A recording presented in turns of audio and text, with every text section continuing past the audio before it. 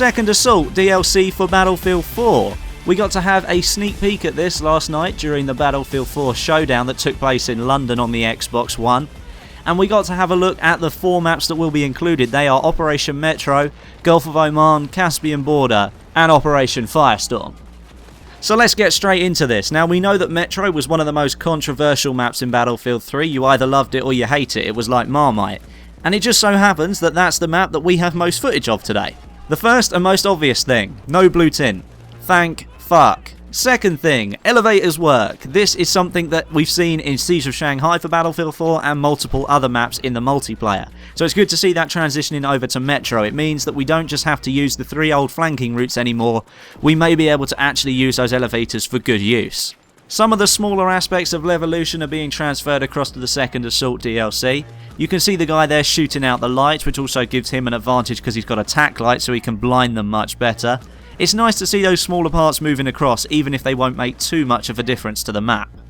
I'll freeze it right here just for a second. You can see the F2000 making a return into the Battlefield 4 multiplayer. Looks as if you'll have to unlock it whilst playing the Second Assault DLC, and then of course it will be available for the rest of the multiplayer.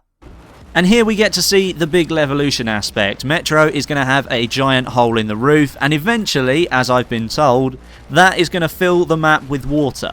In this next sequence we get to see Caspian Border for the first time, and as you might be able to tell, it's had a bit of a makeover. If I pause the screen just there, Caspian Border was famous for having the antenna, however it looks as if now we've also got a second feature which looks like a tower. I'm not entirely sure what it actually does, but it looks as if it's the Levolution aspect where you can blow it up. You may also have noticed that the trees are now an orange colour instead of being green. I think that's quite a nice change. It gives it some difference in the Second Assault DLC to what it was in Battlefield 3, because don't forget, these maps have been with us for the last 2.5 years now, and it can get quite boring to play the maps over and over again, so it looks as if DICE have worked really hard to try and at least differentiate the maps from what they were in Battlefield 3. In this next portion you get to see your first glimpse of Gulf of Oman in the Frostbite 3 engine, and as you can see there on the left hand side, the attack boats are making their way into this map.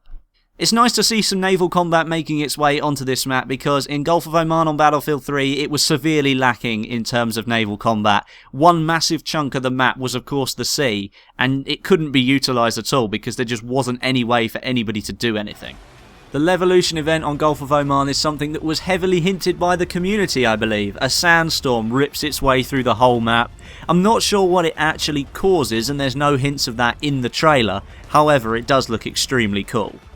And finally we come to Operation Firestorm. Now unfortunately there's not a lot of footage here, but you can see there are some changes, and the Frostbite 3 engine is sure to deliver when it comes to Levolution. And that's about all the footage I've got to show you. I will run the footage through in full at the end of this video. Please like this video so other people can see the content, and comments are always appreciated. But until next time, my name is Westy, and I'll catch you guys in the next video.